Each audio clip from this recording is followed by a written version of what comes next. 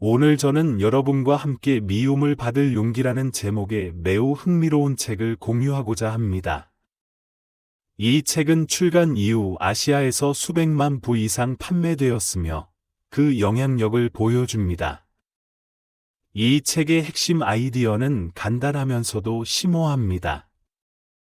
우리로 하여금 삶의 다양한 제약에서 벗어나 용기 있게 자신의 행복을 추구하는 방법에 대해 생각하게 합니다. 일상생활에서 우리는 종종 다양한 걱정에 직면합니다. 어떤 사람들은 자신이 행복하지 않다고 믿으며 모든 불만을 과거의 경험, 예를 들어 어린 시절의 트라우마나 상처 등으로 돌립니다. 이러한 사고방식은 심리학에서 인과적 결정론이라고 하며, 이는 우리가 오늘날 직면한 모든 것이 과거의 원인에 의해 결정된다는 것을 의미합니다. 예를 들어, 어떤 사람이 어린 시절 개에게 물린 경험이 있다면 성인이 되어 개에 대한 두려움을 가질 수 있으며, 이는 명백한 논리처럼 보입니다. 그러나 미움을 받을 용기는 심리학자 알프레드 아들러의 아이디어를 바탕으로 새로운 관점을 제공합니다. 아들러는 목적론을 지지하며, 우리의 현재 행동은 과거의 원인에 의해 결정되는 것이 아니라 현재의 목표에 의해 이끌린다고 믿습니다. 처음에는 믿기 어려울 수 있지만 자세히 생각해보면 의미가 있습니다. 책에서는 한 예를 제시합니다. 어머니에게 꾸지람을 받은 후 분노로 떨고 있는 아이가 갑자기 선생님의 전화를 받습니다. 선생님이라는 것을 듣자마자 아이의 목소리는 즉시 부드럽고 공손해지며 존경심을 가지고 말합니다. 전화를 끊은 후 아이는 자신이 얼마 전까지 어머니에게 화가 나 있었지만 감정이 즉시 바뀔 수 있었다는 것을 깨닫습니다. 아들러는 이 아이가 감정을 제어할 수 없어서 화를 낸 것이 아니라 어머니의 관심을 끌거나 불만을 표현하기 위해 분노를 수단으로 사용하고자 했다고 믿습니다. 선생님과 대화해야 할 때는 목표가 바뀌었고 감정도 자연스럽게 따라 변했습니다. 마찬가지로 어떤 사람들은 과거의 상처로 인해 다시는 사랑에 빠질 수 없다고 말합니다. 아들러는 이것이 과거의 경험 때문이 아니라 사랑의 잠재적 위험과 책임을 감당할 준비가 되어 있지 않아서 과거를 변명으로 사용한다고 생각합니다. 진정한 이유는 새로운 관계에 참여하지 않기로 한 현재의 결정입니다. 그렇다면 목적론과 인과적 결정론의 차이점은 무엇일까요? 주요 차이점은 인과적 결정론은 우리의 삶이 과거에 묶여 있으며 변경할 수 없다고 믿게 하는 반면, 목적론은 변화를 위한 힘을 제공합니다.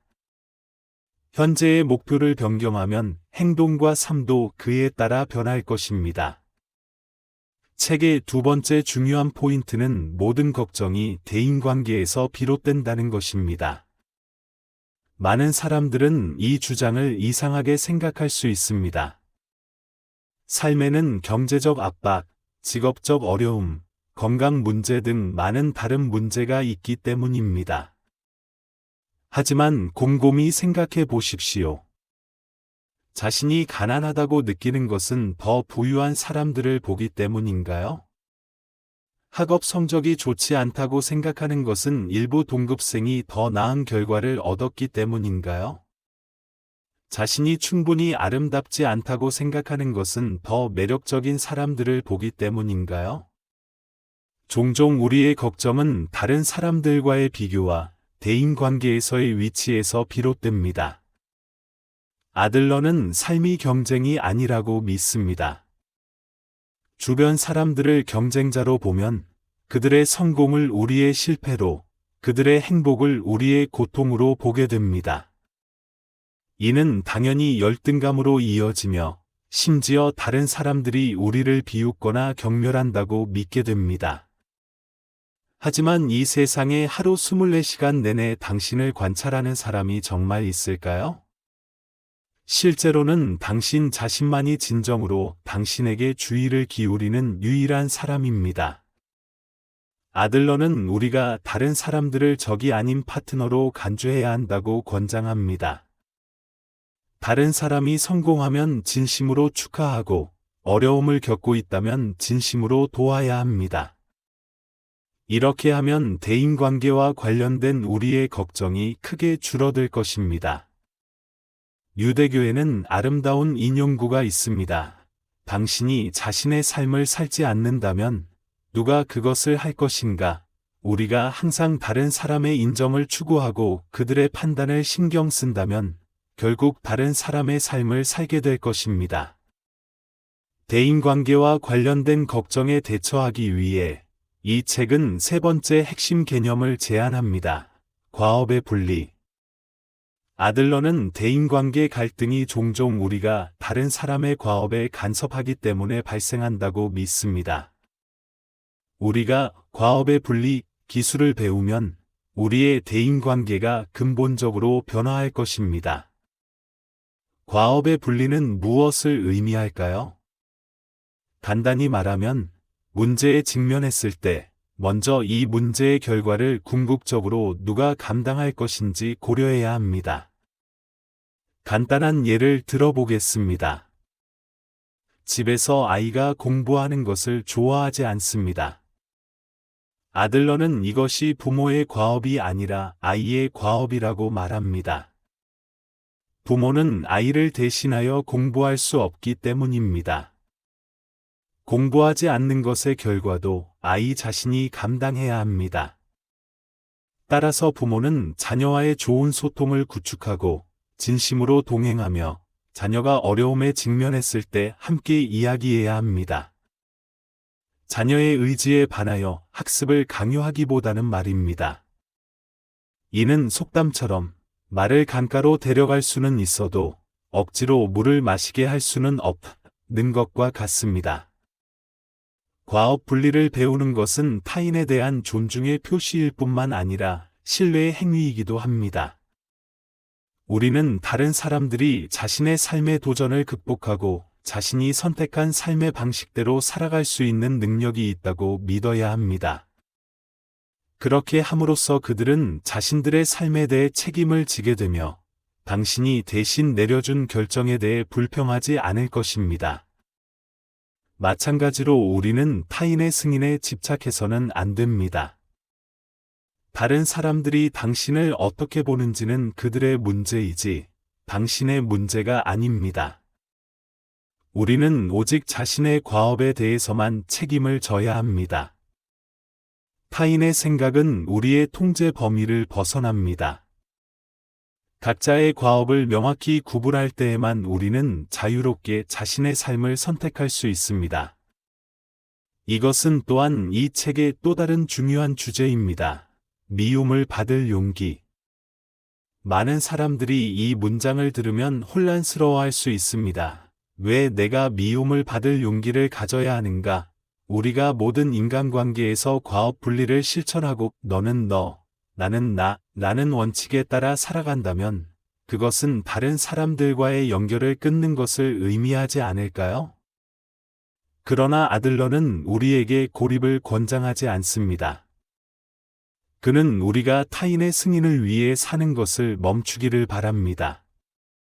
우리가 타인의 인정을 추구하는 것을 멈추고 그들의 기대에 부응하기 위해 자신을 희생하지 않을 때 우리는 진정한 자유를 얻을 수 있습니다. 그리고 당신이 옳다고 생각하는 길을 가기로 결정한다면 당신을 좋아하지 않는 사람들이 생기는 것은 피할 수 없는 현실입니다. 진정한 자유는 미움을 받을 용기를 갖는 데 있습니다.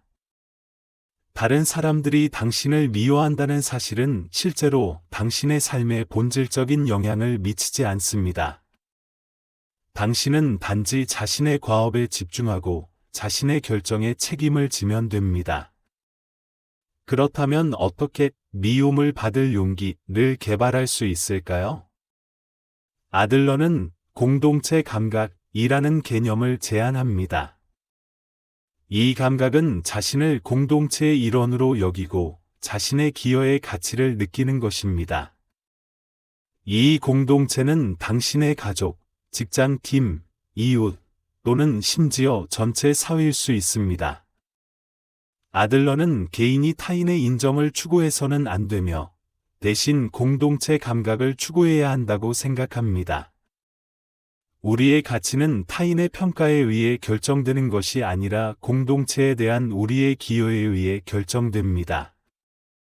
우리가 공동체에 무언가를 기여할 때 우리는 자신의 가치를 느끼고 그로부터 소속감을 얻습니다. 공동체 감각을 기르기 위해 아들러는 3가지 단계를 제안합니다. 첫째, 자신을 받아들이기, 자신의 존재를 완전히 받아들이고 자신의 실수나 부족함 때문에 자신을 부정하지 않는 것입니다. 아무도 당신을 소중히 여기지 않더라도 당신은 자신의 가치를 인정해야 합니다. 둘째, 타인을 신뢰하기. 이 신뢰는 무조건적이어야 합니다. 당신이 기꺼이 타인을 신뢰할 때 그들은 당신을 신뢰하게 되어 건강한 공동체가 형성될 수 있습니다. 물론 이것은 맹목적인 신뢰가 아니라 적극적으로 믿는 태도입니다. 셋째, 타인에게 기여하기. 우리는 다른 사람의 과업에 간섭해서는 안 되지만 공동체에 기여할 수 있습니다. 공동체에 도움이 되는 모든 행동, 아무리 작더라도 당신이 자신의 가치를 느끼는 데 도움이 될 수 있습니다.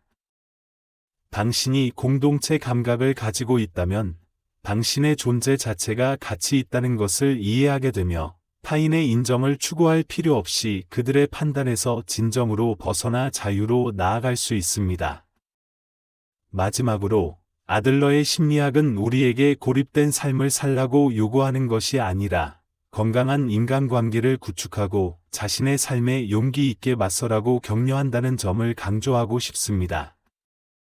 행복은 도달할 수 없는 목표가 아니라 우리가 매 순간 내리는 모든 결정에 있습니다. 우리가 과거의 속박에서 벗어나고 타인의 기대에 따라 사는 것을 멈추며 자신의 삶에 대한 책임을 용기 있게 지고 공동체에 적극적으로 기여한다면